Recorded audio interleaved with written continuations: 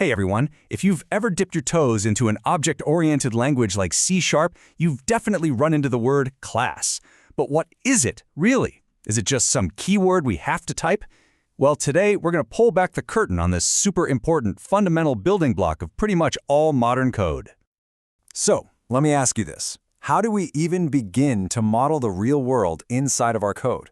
I mean, think about it. The world is full of stuff, right? Cars, user accounts, dogs, even something as simple as a rectangle on your screen. How in the world do we take all that real-world complexity and translate it into something a computer can actually understand? Well, the answer is the class. Yep, that's the magic word. And it's so much more than just a bit of syntax. It's the core idea, the main tool we use to build digital versions of literally anything we can imagine. A shopping cart in an online store? That's a class. A spaceship in a video game? You guessed it, probably a class.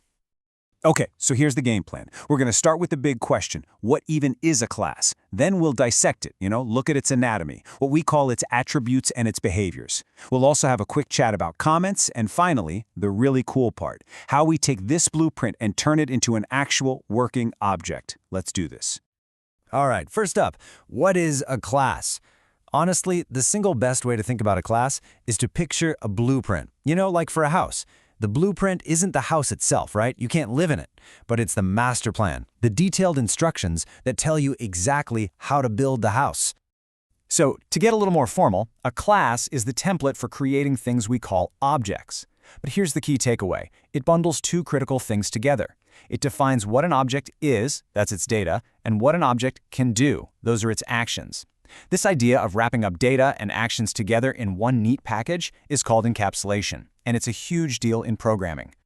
And that combination of what it is and what it can do is precisely what makes a class so incredibly powerful for keeping our code organized. So, a blueprint like this has two main parts. Okay, check this out. On one side, we have attributes. This is the data. This is what the object is. For a rectangle, that would be its length and width. These are just the raw facts. Then, on the other side, we have behaviors. This is what the object can do. For our rectangle, a key behavior is that it can get area.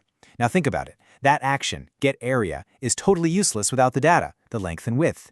A class is what brilliantly binds them together, creating this perfect, self-contained little unit. So let's zoom in on that first part, the attributes. This is all about defining what it is using something called member variables.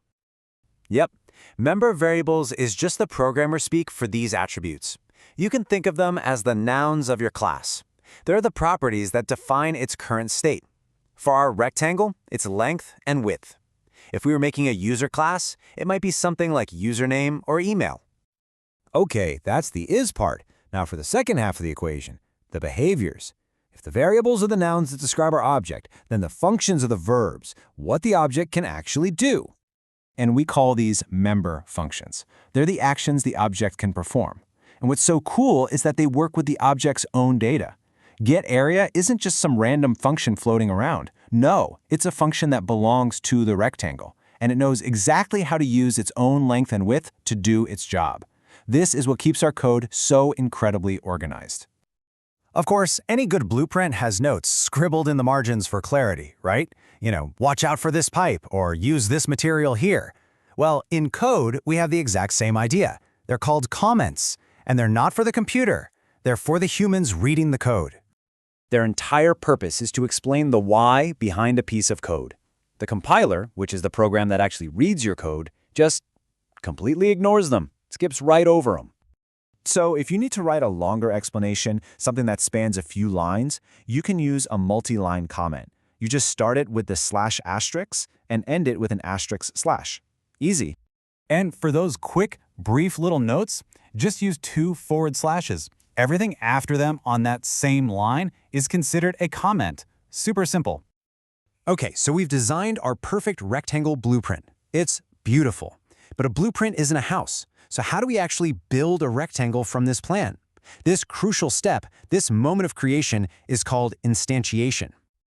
You can think of this creation process in 3 easy steps. First, we have the blueprint. That's our rectangle class.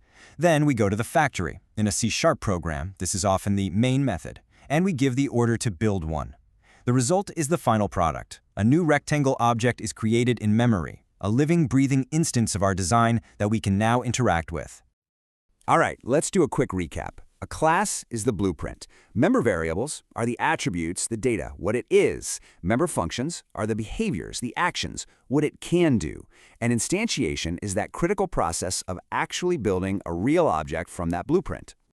So you see, the class is way more than just syntax. It's the fundamental tool we use to manage complexity, to model our world, and to build entire digital universes. It's the blueprint for everything. Which really only leaves one question. What will you design?